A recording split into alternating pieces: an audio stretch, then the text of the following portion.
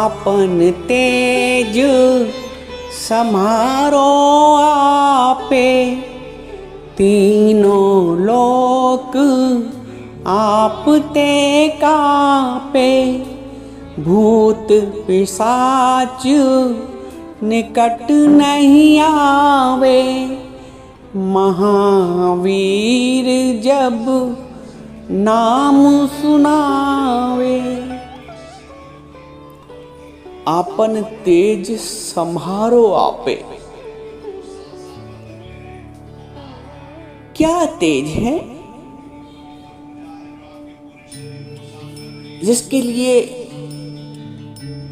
उनकी वंदना की जा रही है, और वंदना में ये कहा जा रहा है कि आपन तेज संभारो आपे, यानी आपके तेज को कोई और संभाल नहीं सकता, कोई उसका सामना नहीं कर सकता। इतना तेज है आप में। तो कौन सा तेज है हनुमान जी के पास जिसको संभाला ही नहीं जा सकता, और जिसको संभाला भी जा सकता है तो केवल स्वयं हनुमान जी ही समर्थ है उस तेज को संभालने में। वो तेज है सत्य का, ज्ञान, वैराग और भक्ति का तेज। वो सत्य का तेज है, ज्ञान का तेज है, वैराग का तेज है, भक्ति का तेज है, साथ में वो ब्रह्मचर्य का तेज है।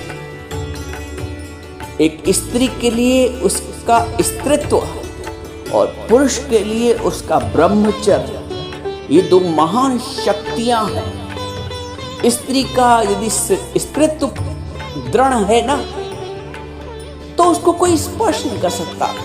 माता सीता जी ने एक तिनके का सहारा लेके अपने स्त्रीत्व की रक्षा की।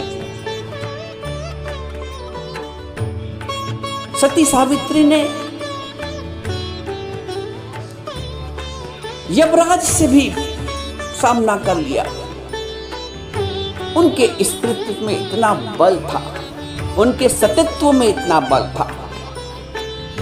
तो पुरुष का ब्रह्मचर्य और स्त्री का सतीत्व, ये दो ऐसी महान शक्तियां हैं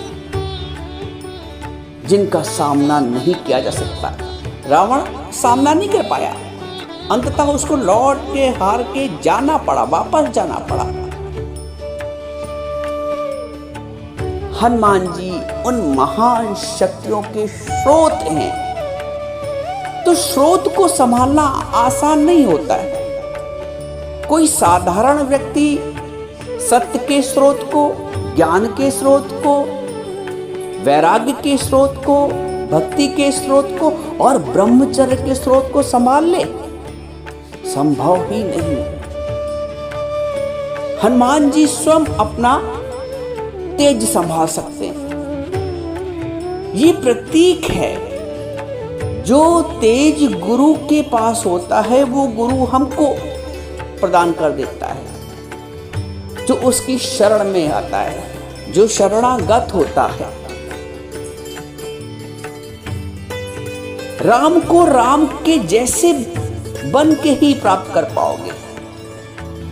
राम में वो गुण को धारण करना पड़ेगा, उन गुणों को। तो यदि आप हनुमान जी से, उनकी शक्तियों से परिचित होना चाहते हैं, तो सत्य,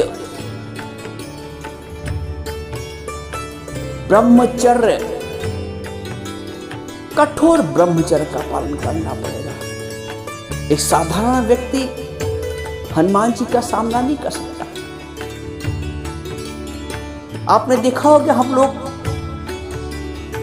अशुद्ध अवस्था में, अपवित्र अवस्था में पर भगवान को स्पर्श नहीं करते, मंदिर में प्रवेश तक नहीं करते हैं अगर अशुद्ध होते हैं, अपवित्र होते हैं। स्नान के पश्चात ही हम लोग भगवान को, उनकी विग्रह को स्पर्श करते हैं, क्योंकि वो इतना तेज स्वरूप है, इतना शुद्ध स्वरूप है। एक आत्मज्ञानी, ये तो हनुमान जी की बात है, एक जो आत्मज्ञानी है, एक जो ब्रह्मज्ञानी है, चाहे वो स्त्री हो अथवा पुरुष के वेश में हो, जो ब्रह्मज्ञानी है, जो आत्मज्ञानी है, जो आत्मनिष्ठ है, जो ब्रह्मनिष्ठ है, उसका भी स्पर्श करना बहुत कठिन होता है। ना ही एक ब्रह्मनिष्ठ को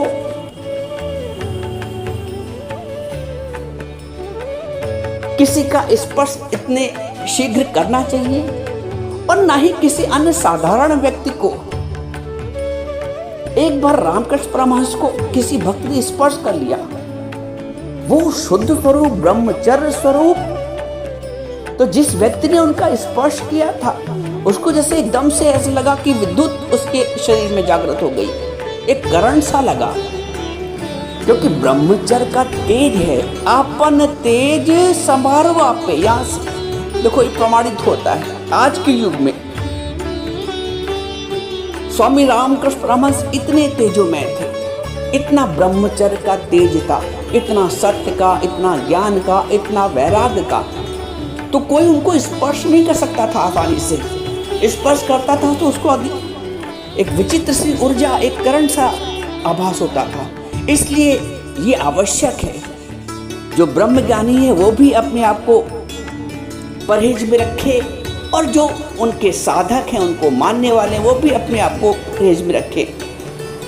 जब तिस ऊंचे को जाने सोई एवट ऊंचा होवे कोई, जब आप भी उस ऊंचाई पे पहुंचेगे तो आप सामर्थ्यवान हो जाओगे।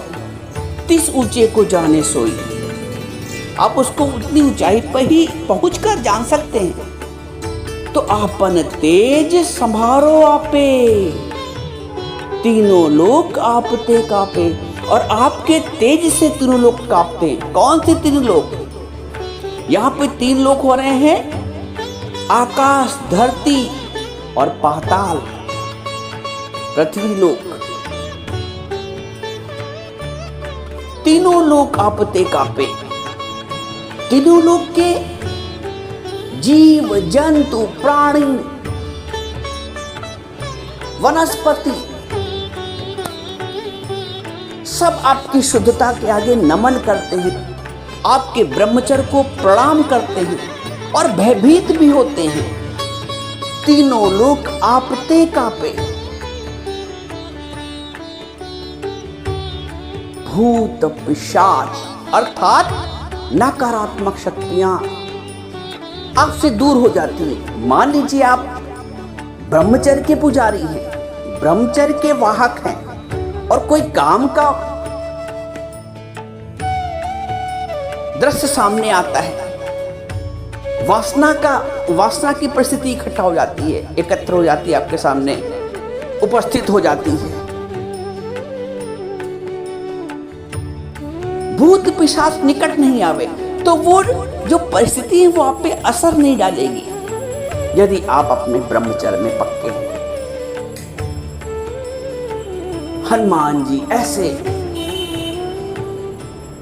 तेज स्वरूप हैं कि भूत अर्थात कुविचार, अर्थात मन, अर्थात वासनाएं, पिशाच, ये आसक्तियां, ये काम वासनाएं, जगत के प्रति लोलुपता, धन के प्रति लोलुपता, ये सब भूत पिशाच है। और आदमी सारा जीवन इन सब से घिरा रहता है। हनुमान चालीसा कहते हैं कि भूत पिशाच निकट नहीं आवे, लेकिन जो किसके लिए? हनुमान जी के लिए, या जो हनुमान जी ऐसा व्रत और नेमी है। लेकिन साधारण व्यक्ति तो इन्हीं से ही घिरा रहता है सारा जीवन। मन रूपी भूत से, आसक्तियों रूपी पिशाच से, वासनाओं से, भूत पिशाच निकट नहीं आवे।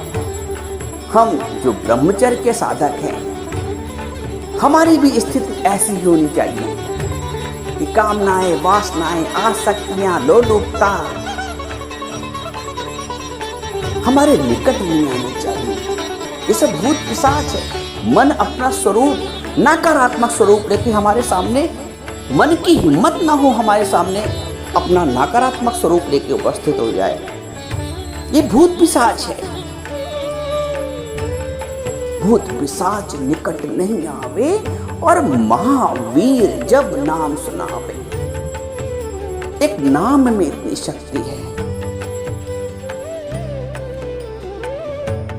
आप में भी वो शक्ति धारण कर सकते हैं, आप भी वो शक्ति धारण कर सकते हैं। आप सत्य का पालन करिए, नियम धर्म का पालन करिए, ज्ञान वैराग्य के प्रति समर्पित रहिए, भक्तिमय रहिए और ब्रह्मचर्य का पालन करिए। देखिए भूत पिशाच निकट नहीं आएंगे और आपका नाम लेने से लोग तर जाएंगे। हम लोग अपने गुरु का स्मरण करते हैं और तर जाते हैं, क्योंकि गुरु शुद्ध, पवित्र, आत्मनिष्ठ, ब्रह्मनिष्ठ, वैराग्य का स्वरूप, ज्ञान का स्वरूप, भक्ति का स्वरूप, ये सारे ही गुण हम एक गुरु में देख पाते हैं, जो हनुमान जी में है। तो नाम ही पर्याप्त है। आप शुद्ध हृदय से नाम लें, शुद्ध होकर ही शुद्ध हृदय से तो नाम ले पाएंगे। तो कैसे भूत पिशाच निकट आएंगे? नियमों का पालन, धर्म का पालन, सत्य का पालन, ज्ञान, वैराग, भक्ति को धारण करो। संभव सब है, असंभव कुछ नहीं। भगवान अपना आदर्श हमारे सामने रखते हैं। ये जितनी भी लीला हुई है, चाहे रामलीला के रूप में, कृष्ण लीला के रूप में, हनुमान लीला के रूप में, ये सब मनुष्य के सामने एक आदर्श रखा जाता है। ये कोई ऐसा नहीं है कि असंभव की स्थिति है। भगवान करके दिखाते हैं, हनुमान जी करके दिखाते हैं। जैसे उन्होंने राम को प्रकट कर दिया अपने सीने में, हमारे सीने में भी राम है, सबके सीने में राम है। आपका भाव इतना पक्का हो तो भूत पिशाच जैसे वासनाएं, कामनाएं कहां आ पाएंगी? ये है हृदय की शुद्धता। भूत पिशाच निकट नहीं आवे, महावीर जब नाम सुनावे।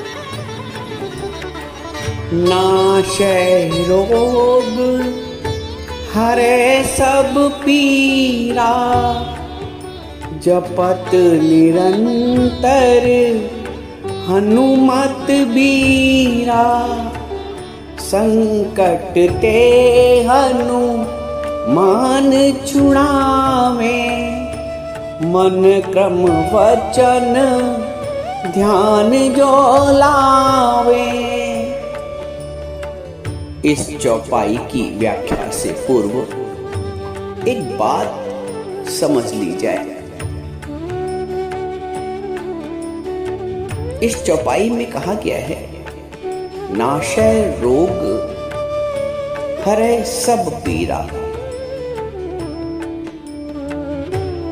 जो बात समझनी है वो उदाहरण के माध्यम से समझते हैं। पहले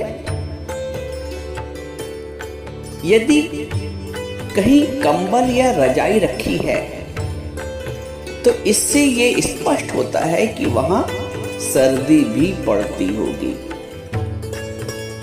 या किसी के सरहाने कंबल या रजाई रखी है, इसका मतलब वहां सर्दी का भी अनुभव होता होगा। जैसे आजकल के जमाने में एसी चलते हैं, रात में जब ठंड बढ़ जाती तो ओढ़ना पड़ता है। रिजर्वेशन कराते हैं आप रेलवे कंपार्टमेंट में, एसी की बोगी में, तो वहाँ कंबल दिए जाते हैं। इसका मतलब कि ऐसी नौबत आएगी जब ये भरी गर्मी में भी, क्योंकि एसी इतना शीतल कर देगा, इतना शीत कर देगा कि कंबल या रजाई ओढ़ने की आवश्यकता पड़ सकती है और पड़ेगी। तो जहाँ कंबल और रजाई है तो ये सर्वमान्य है कि वहाँ सर्दी भी पड़ेगी, सर्दी भी आएगी। जहां शरीर है, शरीर जैसे कंबल और रजाई है ना, ये प्रतीक है कि वहां सर्दी भी आएगी। तो जहां शरीर है तो इस बात का पूरी संभावना है कि रोग भी आएगा। शरीर है और रोग ना आए, पीड़ा ना आए, ये संभव नहीं है। शरीर है तो रोग और पीड़ा भी अवश्य आएंगे। रजाई और कंबल है तो सर्दी भी अवश्य आएगी। प्रतीक है। जिसके यहाँ एसी नहीं है और वो किसी एसी वाले घर में जाता है तो वो देखता है भरी गर्मी में उनके यहाँ सराहने बिस्तर के कंबल रखे हुए हैं, तो वो आश्चर्य से पूछता है कि इतनी गर्मी में कंबल रखे हुए हैं। तो बताया जाता है अरे रात में जब एसी चलता है तो इतनी ठंडक हो जाती है कि ओढ़ना पड़ता है। उसको विश्वास नहीं होता है, जिसके घर में एसी नहीं होता है वो ऐसा वातावरण देखता है किसी के घर में जाके। तो इस बात का प्रतीक है कंबल और रजाई वहां पे रखे हुए कि शाम को सर्दी भी होगी, इनको ओढ़ना भी पड़ेगा। तो शरीर है तो इस बात का संभावना है, इस बात का प्रतीक है कि ये रोग और पीड़ा से भी ग्रसित होंगे। अब आइए, रोग क्या है, किन रोगों की बात की जा रही है। नाशय रोग हरे सब पीड़ा, किन रोगों की बात की जा रही है इस हनुमान चालीसा में। सर्दी जुकाम बुखार, blood pressure, sugar, kidney stone, gallbladder stone, किस रोग की बात की जा रही है। कौन सा रोग नाश हो जाएगा, कौन सी पीड़ा हरी जाएगी। नाशय रोग हरे सब पीड़ा, इसको रामचरितमानस के उत्तरकांड में तुलसीदास जी ने बहुत अच्छा बखान किया है मानस रोगों को की व्याख्या करते हुए। तुलसीदास जी मोह को सबसे बड़ा रोग बताते हैं। संसार के प्रति मोह, शरीर के प्रति मोह, संबंध के प्रति मोह, सुख के प्रति मोह। मोह सकल व्याधिन का मूला, जितनी भी मानस रोग हैं, जितने भी, उन सब का मूल क्या है, मोह। मोह सकल व्याधिन का मूल। हम लोग मोह को बड़े हल्के में लेते हैं ना, बड़ी कॉमन सी बीमारी है, बड़ी नामात्र की बीमारी है, हल्की फुल्की बीमारी है। तुलसीदास जी कहते हैं मोह सकल व्याधिन का मूला। ये ऐसी व्याधि है, ऐसी बीमारी है, ऐसा रोग है कि इससे समस्त रोग उत्पन्न होते हैं। अर्जुन को क्या मोह का रोग तो उत्पन्न हुआ था, मोह का रोग लग गया था। जड़ भरत को कौन सा रोग लग गया था, मोह का रोग। मोह का रोग बड़े बड़े शूरवीरों को दुर्बल बना देता है, तो आम इंसान की क्या बात। तुलसीदास इन रोगों की बात कर रहे हैं। मोह सकल व्याधिन का मूला, तिन ते पुण्य उपजे बहुसूला। और फिर इनसे, मोह से, बहुसूला, इनसे बहुत से सूल, सूल का मतलब काटे, और ज्यादा प्राप्त समस्याएं उत्पन्न हो। एक रोग से अनेक रोग। तिन ते पुण्य उपजे बहुसूला। एक मोह का रोग अगर लग गया तो फिर सारी व्याधियां लग जाती हैं। मानस रोग का जहां तक संबंध है, क्रोध, पित्त, नित्य, छाती, प्रीत करहि तो तीनों भाई। उपजे सन्निपात दुखदाई। क्रोध उपजता है मुंह से, पित्त, वात, छाती में कफ जम जाता है, बताते हैं। प्रीत करही जो तीनों भाई, ये जो 3 भाई हैं, वात पित्त कफ, इनसे यदि प्रीत हो जाती है मोह से, तो ये वात पित्त कफ को जन्म देता है। पुराने जमाने में वैद्य खाली नाड़ी पकड़ के सारे रोग जान लेते थे। उपजहु सन्निपात दुखदाई, सन्निपात जैसा दुख उपज जाता है, और इन रोगों से जो पीड़ा उत्पन्न होती है वो महा दुखदाई है। उपजहु सन्निपात दुखदाई।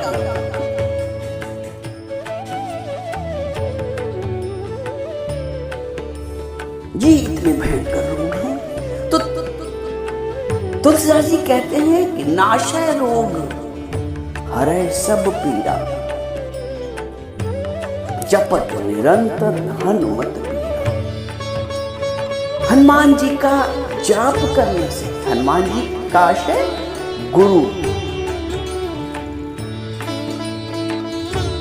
गुरु को मन में बिठाकर, हनुमान जी को मन में बिठाकर हमारे सारे क्लेश समाप्त हो जाते हैं। गुरु हमारे अहंकार पे चोट करता है, हमारे मोह का नाश करता है। मोह का नाश होते हुए जितनी भी आसक्तियां हैं, व्याधियां हैं, सब समाप्त हो जाती है। नाशय रोग, इन रोगों का नाश होता है, और ये हम सब साधकों के जीवन का अनुभव है। मोह समाप्त होता है तो बहुत सी बीमारियों का नाश हो जाता है। सारी लोलुपता का, जगत के प्रति आकर्षण, जो लुलुपता है, जो और से और की मांग है, वो सब समाप्त हो जाती है। मच वॉन्ट्स मोर, नाशय रोग हरे सब पीड़ा, जपत निरंतर हनुमत पीड़ा। यदि तुमने हनुमान जी जैसे गुरु का धारण किया है, उनके नाम को अंग संग बिठाया है, तो समस्त मानसिक रोग, हो सकता है तुम्हारा ब्लड प्रेशर ना कम हो, तुम्हारा शुगर ना कम हो, तुम्हारा सर्दी जुकाम बुखार, किडनी का स्टोन और गॉल ब्लैडर के स्टोन ना निकले, लेकिन मन के जितने रोग हैं वो समाप्त हो जाते हैं। और जहां तक शरीर के रोग की बात है, वो भी उनकी कृपा से अच्छा उपचार मिलता है, ठीक हो जाता है। कभी कभी उपचार करने से भी रोग मिल जाता है, नहीं कृपा होती है, और जब कृपा हो जाती है तो उपचार मिल जाता है, उपचार मिल जाता है तो रोग का निवारण हो जाता है। तो उन रोगों का भी निवारण होता है और मानसिक रोगों का भी निवारण होता है। नाशय रोग हरै सब पीड़ा, जपत निरंतर निरंतर। जो बात गीता में भगवान कृष्ण कहते हैं, सततम कीर्तयन्तो माम यतन्तश्च दृढ़वता, सतत मेरा कीर्तन करो और दृढ़ता पूर्वक करो। जपत निरंतर, जो रामायण कह रही है वही भगवद गीता में भगवान कृष्ण कह रहे हैं। सततम कीर्तयन्तो माम, जपत निरंतर हनुमत वीरा। संकट ते हनुमान छुड़ावे, मन क्रम वचन ध्यान जो लावे। समस्त संकटों से छुटकारा मिल जाता है। एक ब्रह्म ज्ञान के साधक को, एक ब्रह्म ज्ञानी को, जो हनुमान जी जैसा वीर व्रतधारी है, जो हनुमान जी जैसा भक्त शिरोमणि है, जो हनुमान जी जैसा ज्ञान का साधक है, जो हनुमान जी जैसा ब्रह्मचारी है, संकट कट जाते हैं उसके। इसीलिए कहते हैं संकट ते हनुमान छुड़ावे, मन क्रम वचन ध्यान जो लावे। शर्त यह है कि मन क्रम और वचन से ध्यान करना पड़ेगा। कल जैसे बात चली थी ना, मुंह में राम बगल में छुरी है, कुछ दिखा कुछ और रहे, अंदर से जगत के प्रति लोलुपता है, बाहर से भक्ति का ढोंग, वो नहीं चलेगा। मन से, कर्म से, वचन से, ये शर्त है, ये शुद्धता की शर्त है। ये शर्त जब तक आप पूरा नहीं करोगे, आप संकट से छूट जाएंगे, आप व्याधियों से छूट जाएंगे, आप रोगों से छूट जाएंगे। लेकिन कब? जब मन, कर्म और वचन से शुद्ध होकर शुद्धता का ध्यान करेंगे, अर्थात हनुमान जी का ध्यान करेंगे। हनुमान की शुद्धता पवित्रता ब्रह्मचर्य का स्वरूप है, वैसे ही हमारा गुरु शुद्धता पवित्रता और ब्रह्मचर्य का स्वरूप है। जब हम अपने गुरु का चिंतन करते हैं तो परमात्मा चिंतन में आता है। तो मन क्रम वचन से ध्यान देना है, ज्ञान को जीवन में अपनाना है, तब ये चौपाई सिद्ध होती है। खाली गाने से नहीं होता है। संकट ते हनुमान छुड़ावे, मन क्रम वचन ध्यान जो लावे, नासै रोग हरै सब पीरा, जपत निरंतर हनुमत मीरा। निरंतर ध्यान में लगे रहो, निरंतर शुद्धता पवित्रता ब्रह्मचर्य ज्ञान भक्ति के प्रति प्रेम को पाले रहो। देखो सारे संकट कटते हैं। तब ये हनुमान चालीसा जीवन में व्यवहारिक रूप में उतरेगी। पढ़ने से गाने से मात्र नहीं होता है, जीवन में लगाने से होता है। तो हनुमान चालीसा के गहरे अर्थों को समझो और जीवन में लगाओ।